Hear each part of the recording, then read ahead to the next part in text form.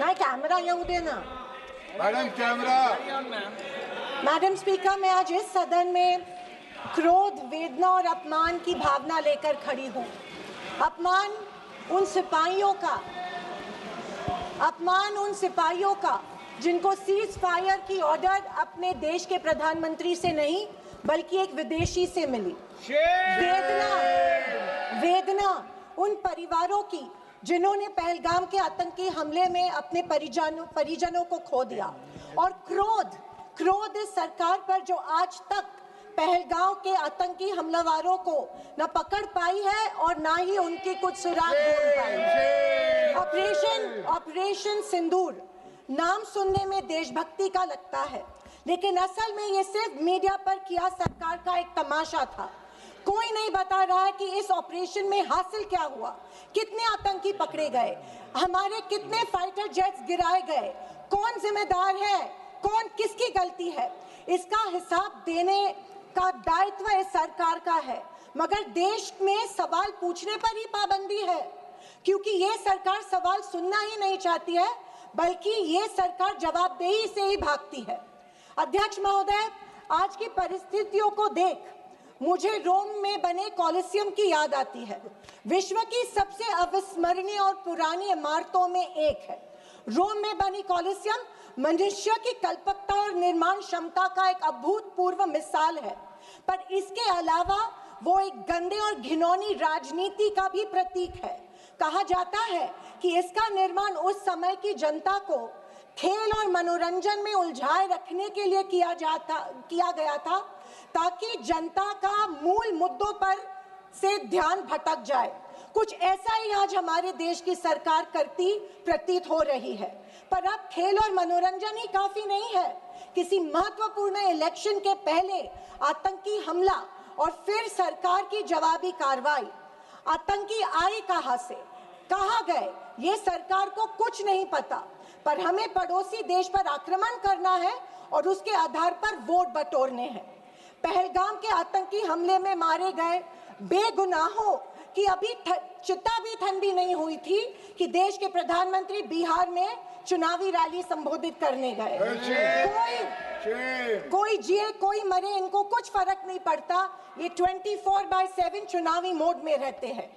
फिर साहब की मार्केटिंग की तरकस से आया नया तीर, ऑपरेशन सिंदूर। मुझे हमारी सेना की बहादुरी पर बिल्कुल संदेह नहीं है। मुझे हमारी सेना की बहादुरी और वीरता पर बिल्कुल संदेह नहीं है, पर इस सरकार की दुर्जनता की सीमा देखिए कि सेना के जवानों को लड़ने जरूर भेजती है, पर हमला होने के पहले दुश्मनों को आगाह भी कर देती है। वाह, ये हमारे परराष्ट्र मंत्री का बयान था। क्या यही कारण है कि हमारे जेट्स दुश्मन के द्वारा गिराए गए? क्या ये हमारी सेना के जवानों के जानों के साथ खिलवाड़ नहीं थी?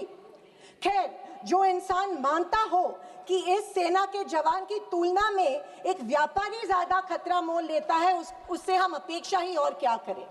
ये मूर्खता है या फिर देशवासियों को मूर्ख बनाया जा रहा है? ऑपरेशन सिंदूर से देश को क्या हासिल हुआ? अमेरिका के दबाव में किया गया एक शर्मनाक सीज फायर।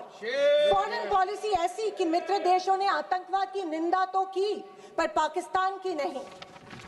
स्पीकर मैडम, प्रधानमंत्री कहते हैं कि ऑपरेशन सिंदूर का जश्न मनाने का पर्व है। किस बात का जश्न मनाए प्रधानमंत्री जी? हमले के पहले आपके विदेश मंत्री दुश्मन को हमले की पूर्व सूचना देते, उसका जश्न मनाए? इसी का असर ये था कि हमारे जेट्स गिराए गए, क्या इसका जश्न मनाए? या फाइटर जेट जो क्षतिग्रस्त हुए हैं उनके पायलट्स का क्या हुआ, इस देश को अभी तक उसकी जानकारी नहीं है, क्या उसका जश्न मनाए? सीज फायर का ऐलान इनके कथित मित्र ट्रंप करते हैं, इससे जो हमारी देश की तीनों सेनाओं का मानसिक खच्चीकरण हुआ, क्या उसका जश्न मनाए? और तो और पहलगाम के आतंकियों को कोई सुराग नहीं, क्या इसका जश्न मनाए? इंटरनेशनल कम्युनिटी में भारत की छवि इतनी कमजोर अब तक कभी नहीं हुई थी। हर चीज को इवेंट मत बनाइए मोदी जी। अपने मन की बात छोड़कर देशवासियों को कि सवाल का जवाब देने की भी हिम्मत दिखाइए। याद आती है जब इंदिरा गांधी जी के सामने पाकिस्तान सरेंडर हुआ था और एक हार्ड लाइनर निक्सन जैसे को भी इंदिरा गांधी की बात सुननी पड़ी। और विदेशी नीति की तो हालत और भी शर्मनाक है। हमारे पड़ोसी नेपाल, बांग्लादेश और श्रीलंका जो कभी भारत के सबसे करीब थे, आज हमारी पीठ पीछे चीन से हाथ मिला रहे हैं। एक समय था जब भारत के पास नेबरहुड फर्स्ट की नीति थी और आज हमारे पड़ोसी हमें लास्ट प्रायोरिटी मानते हैं। स्पीकर मैडम, विदेश जाकर इंडियन डायस्पोरा के साथ तस्वीर खिंचवाना ही विदेश नीति बन गई है। अब ये सरकार प्रश्न पत्र भी खुद बनाती है और उत्तर भी खुद तय करती है। जनता से कोई संवाद नहीं, पार्लियामेंट में कोई ट्रांसपेरेंसी नहीं। ये सरकार केवल प्रचार की मशीन बनकर काम कर रही है। पहलगांव के शहीदों के परिवारों को जवाब कौन देगा? सरकार की कूटनीति की असफलताओं को जवाब कौन देगा? चीन की बढ़ती घुसपैठ और पड़ोसी देशों की बेरुखी का जवाब कौन देगा? अगर सरकार जवाब नहीं देती है तो सरकार को सत्ता में बने रखने का कोई अधिकार नहीं है। विपक्ष का हर सांसद लोगों के सवालों को उठाता रहेगा और अगर सवालों से डरती है तो कुर्सी छोड़ो।